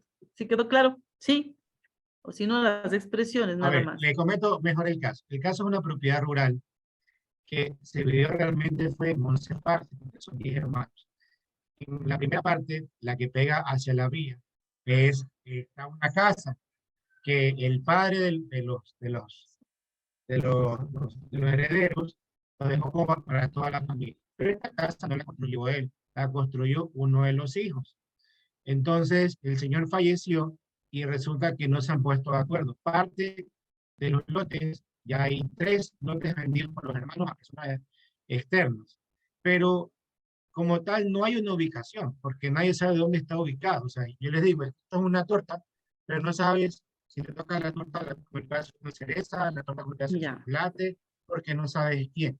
Entonces, uno de los hermanos dice, no, es que mi papá me la dejó a mí porque yo fui el último que lo cuidé. El otro dice, no, la casa es mía porque yo la construí. Y efectivamente todos están de acuerdo que la construyó. Entonces, han pasado 20 años, justamente en diciembre se cumplen los 20 años, ¿ya? Y resulta que no se han puesto de acuerdo.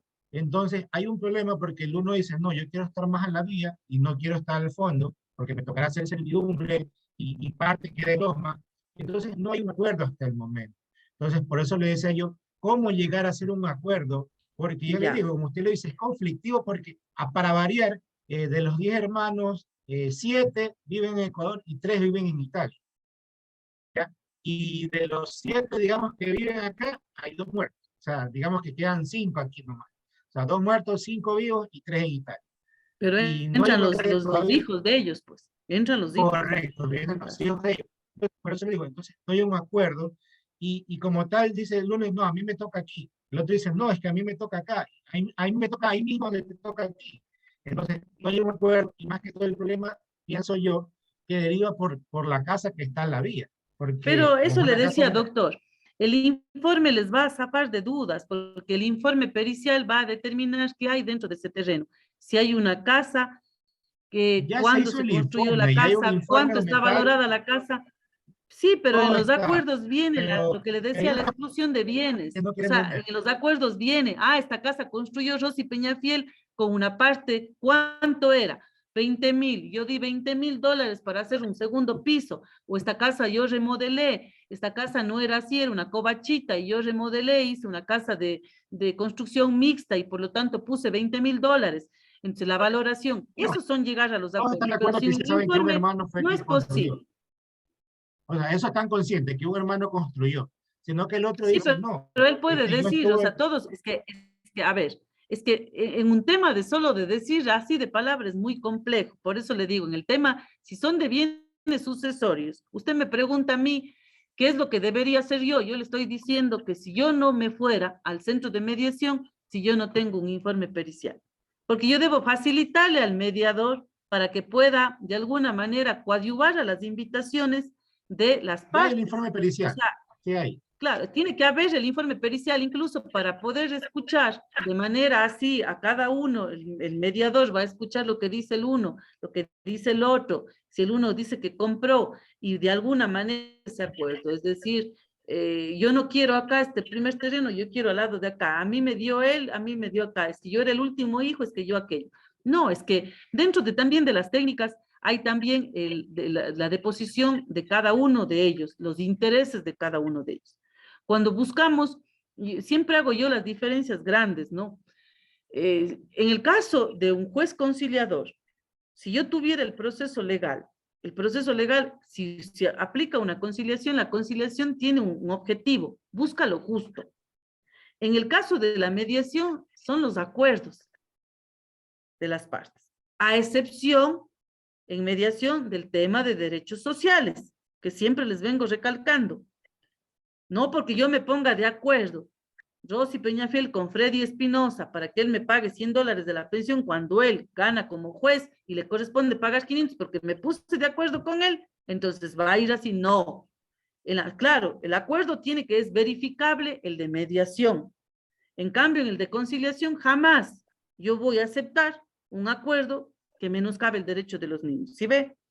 Así como tampoco voy a aprobar algo que no sea, que en el caso suyo que me está poniendo, no pruebe algo que vaya a poner en desmedro al resto de herederos. O sea, no. Si es que hay una escritura clara que determina o existe documento alguno que indica que yo invertí o puse algo, hice una refacción en esa casa que era de mi padre o de mi madre y tengo documentación alguna, pues todo eso tiene que estar dentro de los hechos expuestos para poder llegar a acuerdos beneficiosos, ¿sí? Que no se sienta ninguno aludido, nadie perjudicado, porque de eso se trata. Por eso esas famosas frases que decía, más vale una mala transacción que un buen juicio, y hasta yo repetía como abogada, como Lorita. Y ahora racionalizo y digo, por el amor de Dios, ¿qué sabía decir yo con esa frase? No, más vale una mala transacción que un buen juicio. Eso cuando son accidentes de tránsito, ¿sí? Que yo sé que de pronto el mecánico, el atonero, a ver, ejemplo, el atonero que tengo yo que me arregla un Volkswagen Escarabajo del 73, porque es un Volkswagen Escarabajo, me va a cobrar él $70 del guardafango, porque ha sido un rayoncito. Pero si yo le llevo un Subaru del año 2022, me cobrará $80 de ese rayoncito, les pregunto. ¿Sí ven cómo cambia? Por eso saben decir, no es igual tocar con violín que con guitarra. No es igual, pues. No suena igual, ni es igual. ¿Sí? Tal vez ahí cuando hablamos de ese tipo de transacciones, cuando decimos de un choque, una colisión, bueno, ya más vale una transacción o prefiero, como saben decir, pájaro en mano que cientos volando. ¿Sí? Pero en los temas en donde ya están involucrados otro tipo de derechos, ya no. O sea, esos requieren mayor análisis, sesiones, profundidad de los hechos y documentación también que acredite aquello. ¿Para qué? Para que aquel acuerdo sea satisfecho. Es decir, las personas estén contentas, esa tutela de ese derecho, la efectividad, digan, no, es que me perjudicaron, me dieron a mí el terreno más feo. No. O si se va a hacer salomónicamente, al que le toca, hacen un sorteo de una tercera persona y saca el papelito. Al Rosy le tocó el lote 1. El lote 1 tiene un montón de árboles frutales, que si yo quito todos esos árboles frutales, pierdo a lo mejor 300 o 400 metros, pero me tocó ese terreno. Sí, a otro que no quería el último terreno le salió tocando el 2 de pronto, o el 3, ¿sí ve? O sea, puede haber varias formas. ¿Quiénes ponen esas ideas de poder llegar a los acuerdos? Son ustedes, con las partes. Las partes son las que llegan a los acuerdos, tanto en mediación como en conciliación. La diferencia es que en el caso del conciliador puede, dice la misma norma, plantear una fórmula, hacer una tercera propuesta que dirima que de pronto ese conflicto. El mediador no. El mediador solo va a escuchar y va a ver los consensos que van a llegar. ¿Sí? Ojalá que pueda satisfacer sus dudas y pueda llegar a un buen término su caso. Le toca a usted trabajar mucho ahí también. Sigamos con otra pregunta. Alguien preguntaba en el tema de la patria potestad. Les voy a contestar ese. Cuando es el confío de la patria potestad, es decir, por voluntad van los padres, presentan una petición, esta no es como oposición, los dos se presentan y solicitan que va a confiar la patria potestad, es posible. Es posible porque le está confiando y tiene que haber un fundamento razonado, justificado de por qué. Muchas de las causas son ¿cuáles? cuando dicen, yo confío la patria potestad porque ella se va a encargar, ella trabaja tiene trabajo en España y quiere la reagrupación familiar y quiere un mejor bienestar para mi hija y por lo tanto es necesario que estén juntas también, dadas las condiciones que yo trabajo, no paso mucho tiempo con ella, las visitas, ella está con su abuelita, pero es mejor que esté con mamá, las condiciones de vida van a ser de mejor calidad allá, la mamá está trabajando, ella va a estudiar en un buen colegio y bla, bla, bla, pueden ser razones plenamente justificadas, ¿sí? Sabiendo que no hay una coacción ahí, es decir, no está él siendo obligado a hacerlo, porque también déjenme decirme que me ha pasado casos en que alguna vez llegaron la solicitud de 2 padres de familia y luego a la audiencia el abogado dijo que ha sido obligado, que no ha sabido que ha sido así y negó totalmente y no se dio nada. Eso también me ha pasado a mí, he vivido esos casos. En cada caso que tenemos, aprendemos a estar un poco más viendo cada caso con mucha profundidad, examinar esa parte necesaria. Yo pregunto en las audiencias, señor, ¿es su voluntad? ¿Usted está de acuerdo?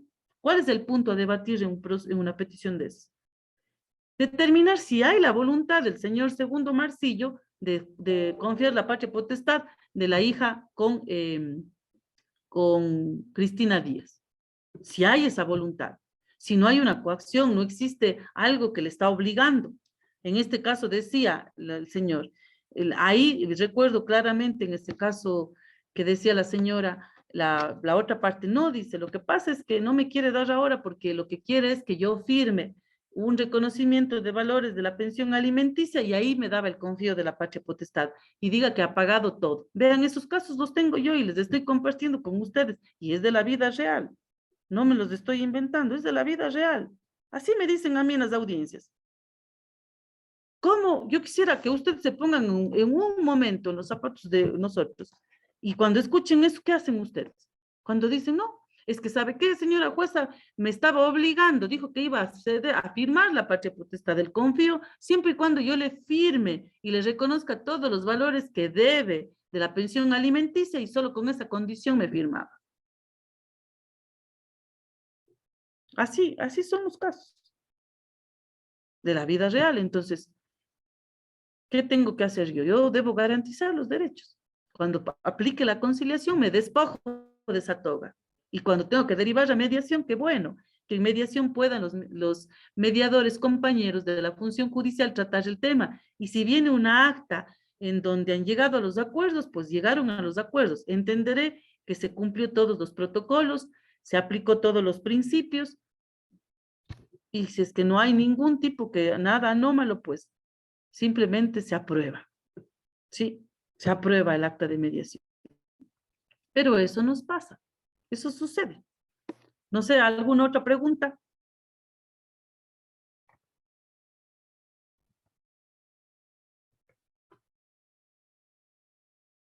No, doctora, no hay ninguna mano levantada.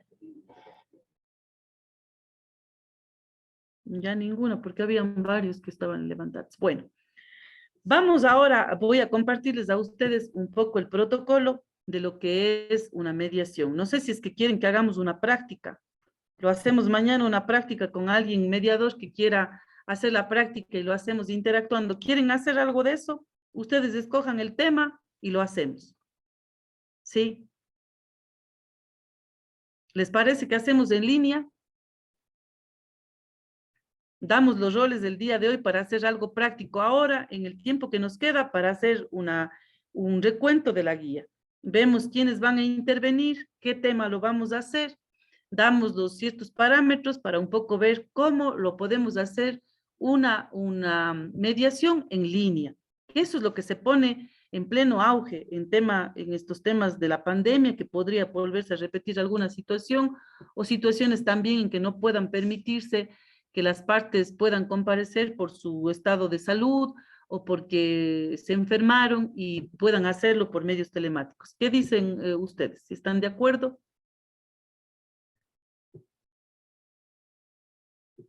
Si están de acuerdo, levanten la manito para ver si es que vemos qué temas. Sí, ¿están todos de acuerdo? ¿Ya? ¿Qué tema quieren hacer? ¿Sobre qué? Daremosle la palabra al doctor Pablo Carvajal. Varios están levantando la manito. Les escucho para ver qué temas podría ser o qué preguntas. Habilite su audio, por favor. Gracias, doctora, con todos muy buenas tardes. Primero que todo, esperando que esté bien de salud, doctor, y gracias por la contestación a su correo, del correo electrónico que le mandé. Quisiera proponer algo familiar, ya que estamos hablando y que es un tema súper interesante, en el cual, al tratarse de medida de pensiones alimenticias, mm, sabemos que no podemos llegar a ningún acuerdo que esté por debajo de la tabla. No me gustaría ser de alimentos, doctora. Gracias. Usted alimentos, ¿ya? Sugiere alimentos. ¿Alguien también niñez? ¿Quién más? Escuchemos a los compañeros abogados.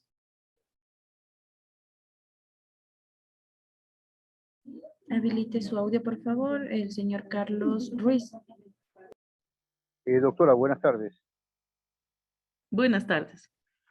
Mire, a mí me gustaría tratar un tema que realmente mucha gente no lo trata, y es un tema laboral, sí, pero no con respecto al Código de Trabajo, sino a la DOCEP, que no está, que realmente desprotege completamente a todos los empleados que son contratados. Pero específico el tema, ¿cuál sería en la mediación? ¿Cuál? El tema de falta de pago de... Hicieron trabajar a una persona durante 2 años y no le han pagado. Ya. A ver, esta persona trabaja en el sector público, no le han pagado por 2 años y tiene un contrato de servicios ocasionales. Así es, así es. Ya, pero ahí tiene usted la normativa que le permita exigir los pagos, o sea, las exigencias que tiene, que aplica, cuántos meses son, qué puede pasar, cuál es el procedimiento a seguir. Ahora, usted lo que dice es que de pronto el valor acumulado tienes que tratarlo en mediación. Sí. Que sí es, yo no le veo problema y sería viable, podría ser que sí, sí, es Ya. viable. Y yo ¿Qué tengo le otra impide por ser sector público que no pague? Claro. Yo tengo otra consulta. Usted ha hecho un momento habló de patria potestad. ¿Qué es lo que, o sea, por qué una madre puede perder la patria potestad? ¿Pueden suspendérsela o puede perderla totalmente? ¿Cuáles pueden ser las futuras causales? Bueno, la suspensión y la privación son dos cosas distintas. Son dos, no es igual. ¿Sí? Yo puedo suspender nada más, como dice su palabra, solo se suspende provisionalmente la patria potestad. No solo necesariamente puede ser papá y mamá, no solo es para los padres, es también las madres, ¿no es cierto? Y el tema de la privación es otro tema, ahí las causales son ya expresas, claras. Por ejemplo, ¿cuándo se le puede privar de la patria potestad a papá o a mamá? En el caso de mamá, si es que ella tiene ya una condena, tiene un proceso legal. He tenido casos yo en donde me han pedido la privación de la patria potestad de mamá porque ha sido una persona ya privada de la libertad, ya tiene condena ejecutorial, ¿sí? Y de pronto, y en el caso huérfana de padre, y piden la privación, se hace cargo, tenía medidas de protección, pueden pedir. Vean, hay casos que siempre dicen, no, es que si no tiene papá, no tiene mamá, hay que aplicar la norma, lo que favorezca en este caso a los niños, niñas y adolescentes. Pero pongamos que está, en este caso, también tuve un caso de privación de patria potestad. Quien pidió fue mamá, sí pidió, porque el papá tenía una sentencia por haber tenido tenencia de drogas y él estaba condenado a 20 años. Y ella requería todo tipo de la representación legal, en este caso de la niña. Quería de pronto también viajar, irse a vivir en otro lugar, darle un mejor futuro a su hija. Entonces, ¿procede o no procede la privación de la patria potestad? ¿Ahí será una suspensión? No. Aquí la causal es que una de las personas esté privada de libertad. Es privación de la patria potestad. ¿Alguna otra pregunta? ¿Quién más? Habilite su audio, por favor, el señor Miguel Abasolo. Gracias, doctor Peñafiel, felicitándole por su ponencia. No sé qué tan factible sería poder mediar sobre el ejemplo que ponía el compañero hace rato atrás sobre la partición de bienes. Podríamos hacer ese ejemplo. También podría ser. Pero ahí tendríamos que, si es así, varios actores, hacer una mediación grupal.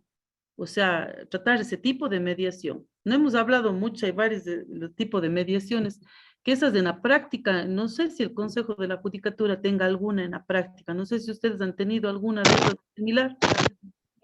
No, doctora, pero el caso que ponía el compañero me pareció súper interesante, entonces con ese ejemplo supongo que le ayudaríamos al compañero y participaríamos a varios de los abogados que estamos aquí conectados en línea. No sé si les parece, si hacemos algo de alimentos o hacemos de partición, pero aquí le ponemos no el caso específico del compañero, sino ponemos un caso que sea de un bien hereditario. ¿Y qué vamos a hacer? ¿Les parece bien? Que podemos llegar a un tema de partición. ¿Estamos de acuerdo? ¿Quieren entonces hacemos uno de partición? Es decir, algo que tenga que ver un bien sucesorio. Y le ponemos el ejemplo, nos inventamos un ejemplo para más o menos llevar el caso como es. Alguien hace el rol en este caso, de las partes. ¿Estamos de acuerdo? Entonces, ¿qué hacemos? Uno de partición. Podemos hacer uno de alimentos, que creo que piden de niñez bastante. Hacemos uno de alimentos, que va a ser corto, ¿sí? Y hacemos los dos, podemos hacer los dos ejemplos. Para cubrir las dos necesidades de los que han pedido que sea de alimentos y el que ha pedido de partición. Queda el del compañero que pidió que sea sobre el tema de los servicios ocasionales, pero en ese también podríamos un poco explicar más bien qué es lo que se podría hacer ahí. Sí, si es que son haberes, a mí me preocupa porque no pueden deber, no deben, o sea, eso significa glosas.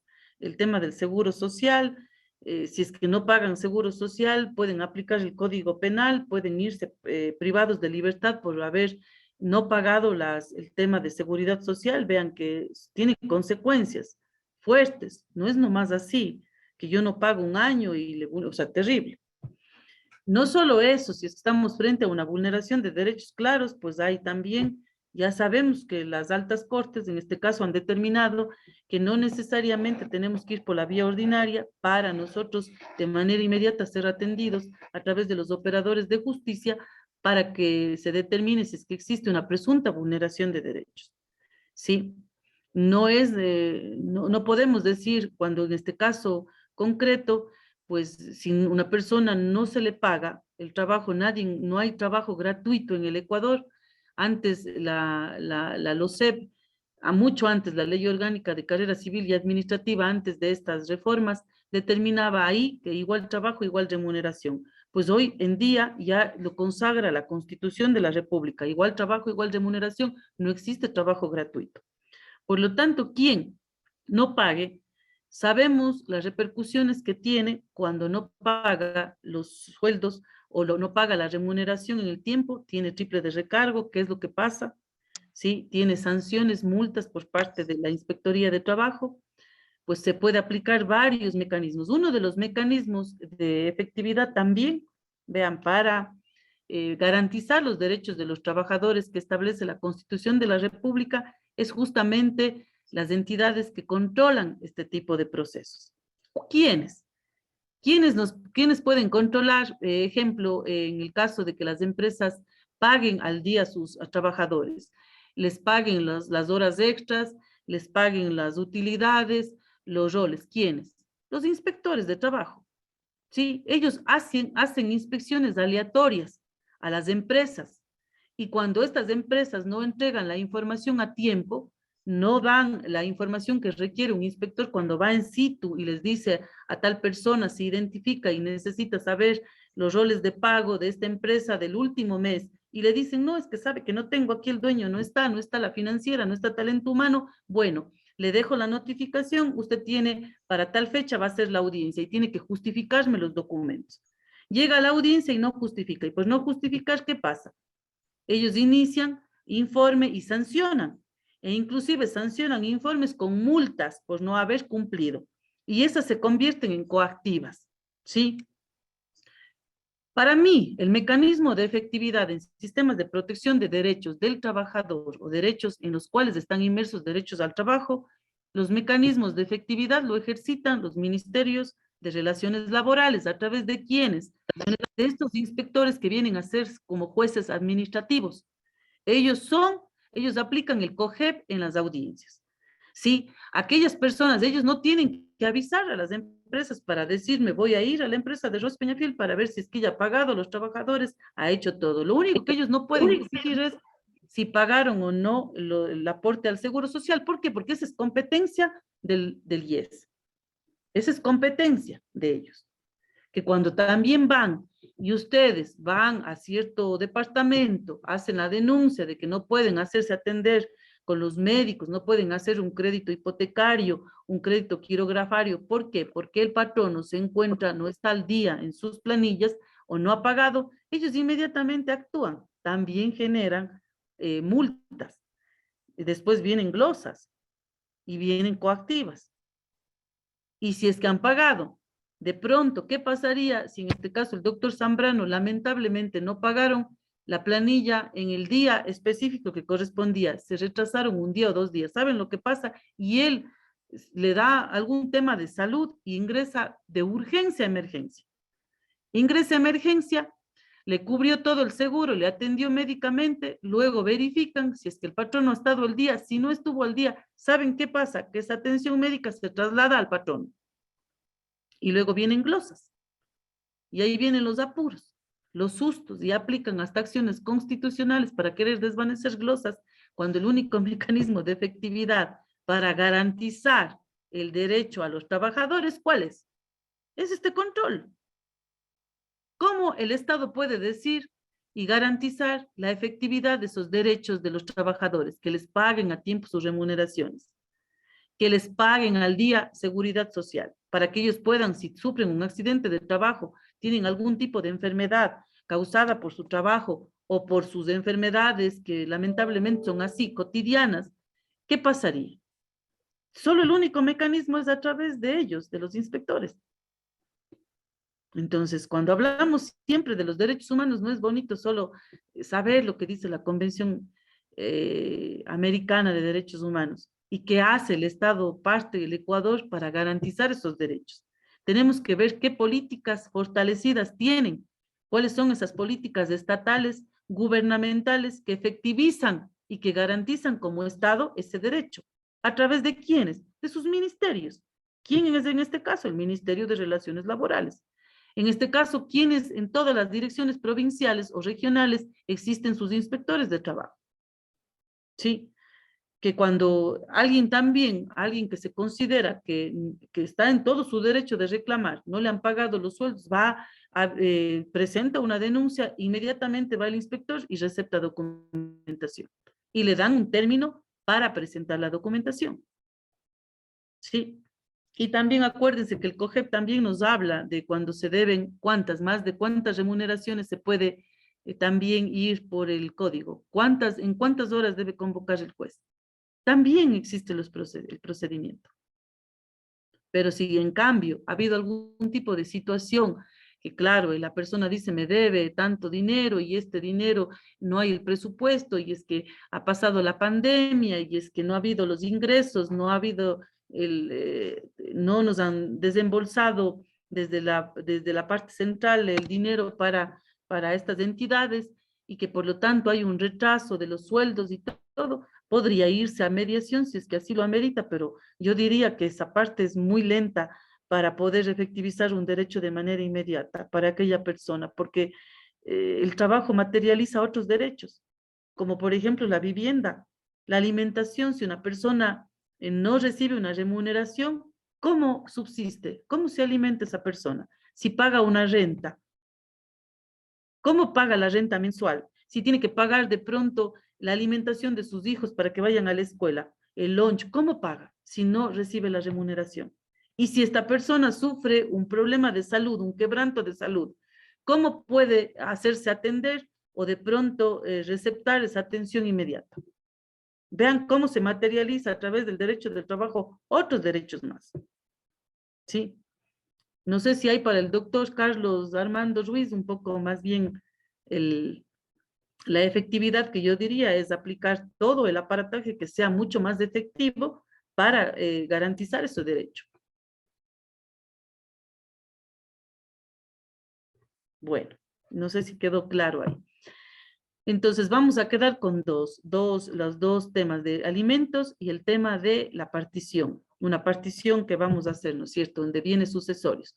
Necesito personas que apoyen para el rol, con quienes cuento para hacer la parte actora, la parte demandada, el mediador. Estimada doctora, faltan únicamente 10 minutos. ¿Podríamos coordinar para mañana poder continuar con esta actividad? Para mañana mismo, sí. Para mañana vamos a hacer la práctica. Yo les mando lo que les puedes compartir el formatito de cómo sería el flujo de la mediación. ¿Con quiénes contamos?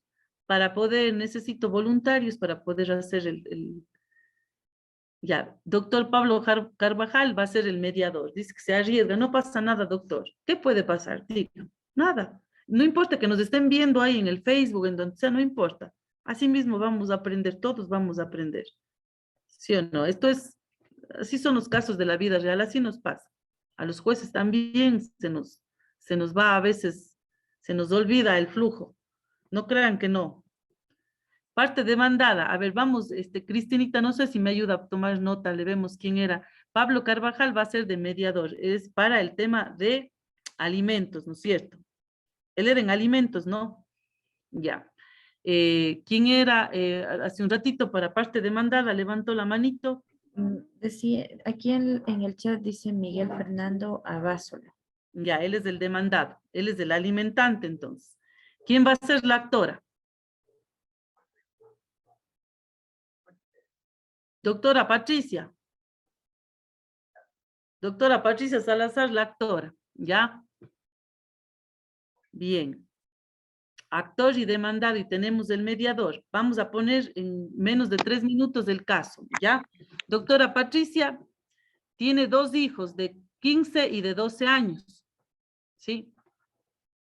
El demandado trabaja en el sector público. Es un director, pongamos que es un cargo de libre remoción. Pongamos que es un director de comercialización de agua potable, así pongámosle así. Y él percibe un salario, percibe el valor de unos $2,900. ¿Ya? Listo. Usted no está divorciada, solo se han separado, no está divorciada. Y los abogados, ¿quiénes van a ser los abogados de las partes? ¿Quiénes actúan de abogados para que puedan hacer la invitación? ¿Cuál es el planteamiento y cuál es la pretensión y qué es cuál es el acuerdo que van a arribar? O sea, ¿cuál es lo que pretende? ¿Quién es el abogado de la doctora Patricia Salazar? Pongamos que la misma doctora Patricia Salazar va ella a hacer por sus propios derechos, ¿ya? Ella es abogada y ella va, por sus propios derechos, ella se va a defender. ¿Le parece bien? Habilitémosle a la doctora para ver qué dice. La doctora Mónica Flores va a ser mi abogada. Ya, perfecto. Doctora Mónica Flores, entonces es la abogada de la doctora Salazar. ¿Quién es, en cambio, el abogado del mandado?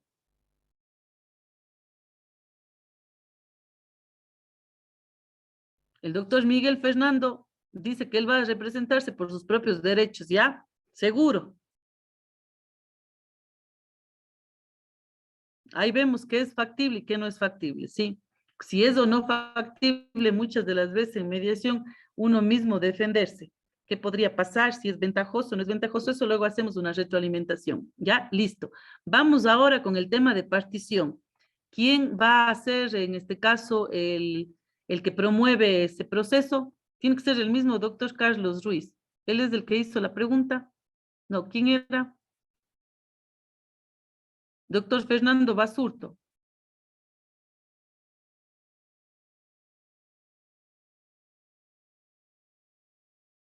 ¿Quién va a ser a ver, el caso le vamos a poner así, ¿no? cónyuge sobreviviente de 75 años de edad, 4 hijos, ¿sí? Y es una casa valorada en unos $400,000, en donde ahí vive la cónyuge sobreviviente. Ese va a ser el caso. ¿Están de acuerdo así el caso? Estamos con 4 herederos, una cónyuge sobreviviente.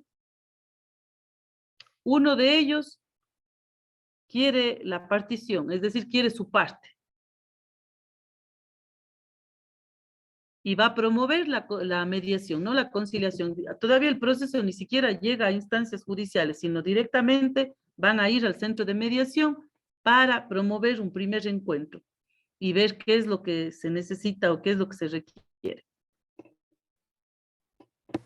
¿Ya? Entendamos en este caso que lo único que se conoce, el único dato que se sabe es que es un bien. ¿Cuánto metraje tiene? La única referencia que se tiene es la carta predial, en donde consta un avalúo por parte del Distrito Metropolitano de Quito que dice que cuesta el valor está valorada la casa, pongamos en unos $200,000. Pero comercialmente, la casa, o sea, si hacemos de acuerdo a preguntas a las inmobiliarias, la casa podría vender en $400,000. Ya, ese sería el caso. ¿Quién va a ser de abogado de la parte actora? Vamos a, uno de los herederos es el que va a promover. ¿Quién sería el abogado del acto, de uno de los herederos?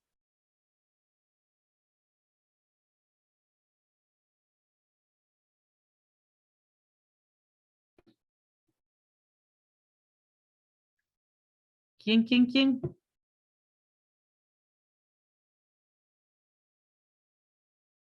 No tenemos voluntarios.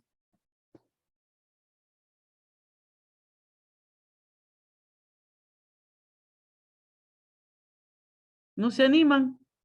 ¿Por qué? La Es que está el doctora caso medio Patricia complejo. Salazar creo que quiere... le Está habilito medio el complejo audio. el caso. Ya. Doctora Patricia, usted misma. Ya, usted va a ser de abogada, usted va a ser de la actora. Ya, de la actora. Ya, yo voy a hacerme yo puedo ser la cónyuge sobreviviente, para ponerles difícil, ¿ya? Ok. Ya, yo soy ¿quién va a ser de mediador? Alguien que esté tomando el curso de mediación, que habían varios mediadores, me acuerdo que preguntaban. Roberto Chiriboga va a ser el mediador. Sí, doctora. Ya, perfecto. Rodrigo Gudiño, ¿qué le parece si es uno de los herederos? ¿Ya? Estamos dos, está el cónyuge sobreviviente, Patricia Salazar es otra heredera, Rodrigo Gudiño otro heredero, necesitamos 2 más. John Flores, otro heredero.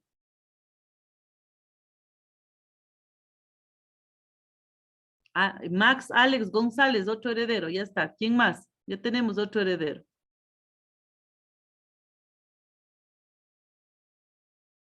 ¿Ya? John Flores, ¿sí va a ser otro heredero? Ya estamos, 4 herederos, tenemos que estar 4 herederos. Tenemos al mediador y el cónyuge sobreviviente, que soy yo, ¿no es cierto? ¿Ya? Aquí recordemos que la única información que vamos a tener es la que la doctora Patricia Salazar va a solicitar. Ella va a invitar, porque ella quiere, ya está, usted doctora, está en un estado de salud, usted necesita hacerse una cirugía y quiere que ya se reparta ese bien, porque su papá falleció hace más de 10 años. Sí, y lo que necesita es que de pronto usted promueve de que ya exista la partición y que vea si es que el bien se puede vender. Si nos ponemos de acuerdo y el bien se venda. ¿Sí? Ahí vamos a ver qué dice Rodrigo Gudiño, qué dice John Flores, qué dice el otro compañero, y vamos a ver qué es lo que hace también el mediador. Y yo les voy a dar el efecto sorpresa mañana para decirles si estoy o no de acuerdo y qué es lo que yo exijo. ¿Sí? Como cónyuge sobreviviente. Recuerden que yo tendría ¿cuánto? El 50, ¿qué tendría yo? como cónyuge sobreviviente tendría yo el 50% de ese bien, ¿no es cierto? Y el otro 50% corresponde a las cuotas que cada uno le corresponde por herederos del causante. Ya, hasta ahí estamos, ¿no? Y ahí vamos a ver qué es lo que va a salir, qué es lo que se dice, cómo se da la discusión, cómo se va, cómo vamos finiquitando, si llegamos o no a un acuerdo y si sale humo de esa mediación, humo blanco. ¿Ya? Así están los roles entonces. No sé si es que les mando a los mediadores, Cristina, le mando el correo a usted para que les mande a los dos compañeros. Le mando yo este ratito a usted, ya, por correo. Sí, por favor que me pongan sus correos electrónicos en el chat para tener. Ya, yo le mando, Cristinita, este rato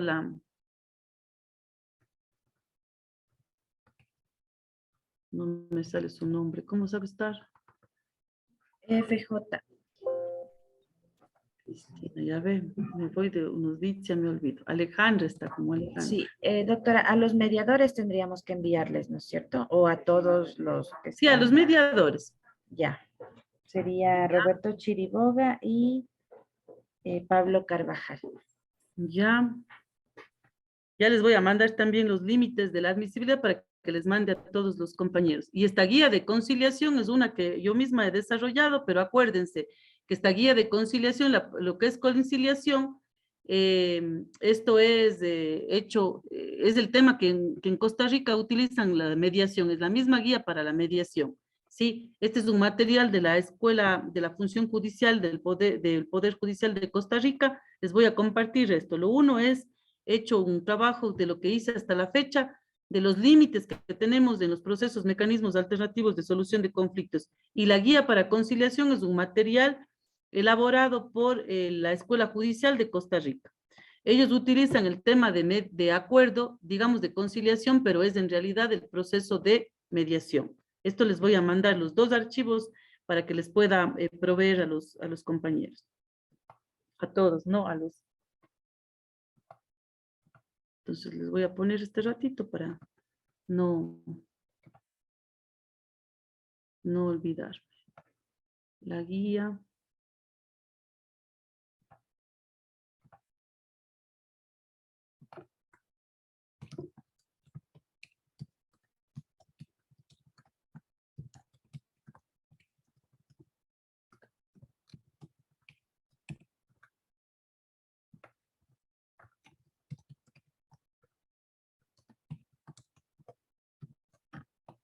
Ya, ahí en la guía para los compañeros que van a ser de mediador está todo el flujo de cómo se direcciona, cómo lo hacemos. Nunca va a ser igual hacerlo de manera presencial que hacerlo en línea. Sí, en línea es mucho más complejo, pero sin embargo, recuerden que en línea también elaboramos, yo recuerdo hicimos un flujo para hacer las mediaciones en línea. Y ahí lo que adicionamos es el hecho de la plataforma y las herramientas que tenemos, como cuáles. Cuando tenemos la plataforma para poder explicar a las partes procesales que estamos vía plataforma Zoom, tenemos las opciones debajo, al frente a nosotros, que cuando queremos hacer uso de la palabra, vamos a levantar la mano y se les va a conceder la palabra.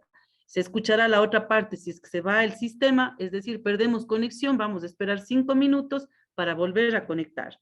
Y si es que tuviéramos mayor inconveniente en el proceso estando en línea, pues suspendemos y volvemos a convocar para una segunda invitación. Eso es lo importante. Lo segundo son utilizar las plataformas que tenemos dentro, digamos, las herramientas que tenemos dentro de esta plataforma, como cuáles. La pizarra electrónica que tenemos dentro de esta opción de la misma plataforma Zoom, como tiene otras plataformas como el Windows Teams, no sé, esa creo que tiene esa pizarra electrónica, y si queremos esta reemplazarla, la tenemos del PowerPoint y lo utilizamos esa plantilla como una pizarra. Y vamos tomando nota frente a las partes para que escuchen y vean esa transparencia de lo que vamos anotando en la escucha de ellos. ¿Sí? Eso para que un poco le tengan idea. Ya le mandé, Cristinita, este rato los dos archivos. Sí, ya les envié a los dos mediadores para que mañana puedan. Entonces nos vemos el día de mañana estimados compañeros, nada de nervios, tómense una agüita de manzanilla, una de valeriana, como saben decir, si tienen nervios, no se preocupen, vamos a hacerlo así, como cuando estamos en alguna interactuando, no va a pasar nada, así vamos a aprender todos. Así es que mañana nos vemos y hacemos la práctica para que algo quede de lo que hemos venido haciendo en las clases anteriores y lo poquito que hoy hemos tratado. Sí, bueno, que tengan, ¿quién quería participar? Dice John Darío, quería participar. ¿Alguien quería participar? Puede participar, no hay problema también. Sí. Ya, ya, doctores. Agradecemos a la doctora Rosy Peñafiel por su valiosa colaboración y a todos ustedes por su participación. Les recordamos que el día de mañana llevaremos a cabo el último día de este curso, para lo cual deben ingresar con los mismos datos que ingresaron el día de hoy, y de igual manera se enviará un recordatorio. Nuevamente, muchísimas gracias, doctora Rosy, y que todos tengan una buena tarde. Ya, que pasen bien, hasta luego, hasta mañana.